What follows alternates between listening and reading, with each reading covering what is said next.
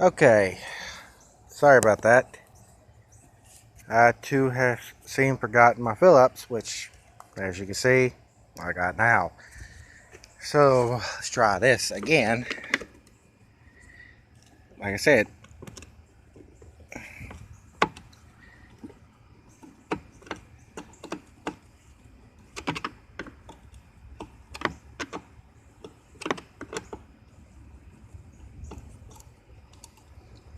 before, just take your time with it. I mean, don't rush, because you don't want to mess anything up. I mean, yeah, if you mess something up, you can always go on Amazon or eBay, or you can even look up the company name and go to the company. But if you want to save yourself some money, just try not to break anything. So either way, like I said, 2 screws, and of course, as you can see, full cord cover. Alright, now remember what I was saying earlier about the 3 screws. Got one here, and one here. You got to get those 3 out, and then once the tank is off, there'll be a bolt right up under there, with another bolt that holds the dipstick on. But since you're just only changing the tank, you're not going to have to remove the bolt for the dipstick. Okay, I don't exactly remember what size this is, so you'll have to just work with me. I believe it was an 8. And yes, 8mm metric. And, well, looks like I was actually correct.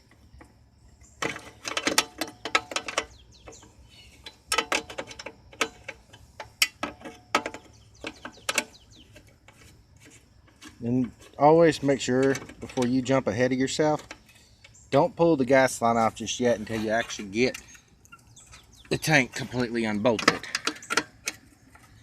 Because then if you have any fuel in it, you might actually waste more fuel than you want to, and then that's money that you just spent going down the drain.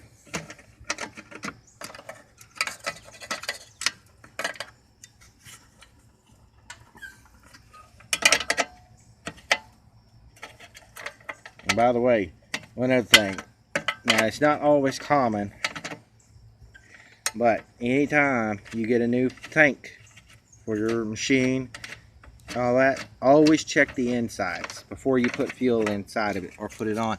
Make sure that there is no kind of dirt or plastic shavings or anything inside, because if you happen to leave all that in there and you get gas in your tank, it's able to flow down into the carburetor bowl, which can stop up your jets and everything else in your carburetor. And then you have to go the process of pulling the carburetor off, stripping it apart, and cleaning all of it. Which, in another case, it could be easy sometimes, but it can also be a real pain too, because you can break things inside that carburetor very easily.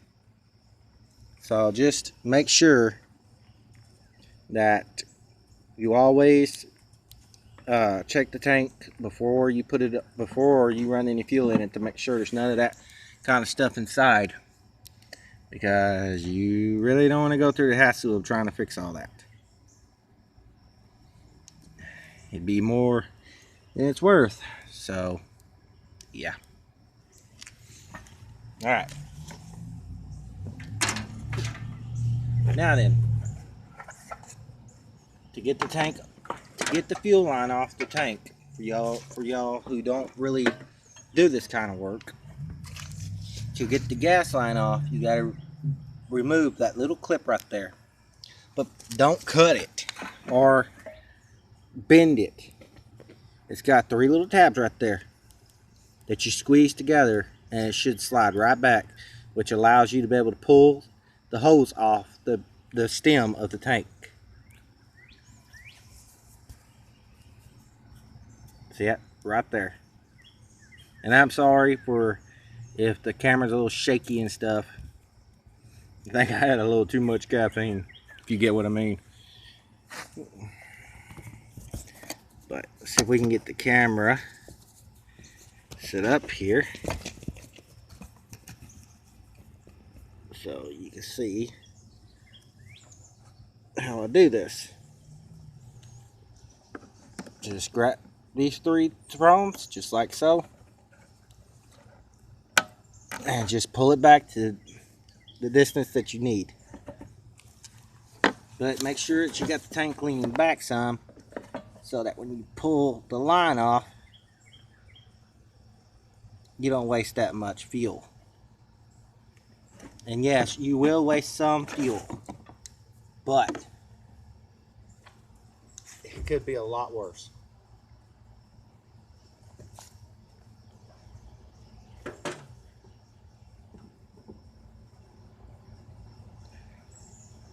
Now, what you want to do, now that you got the new tank, you want to bring the new tank through this way. Then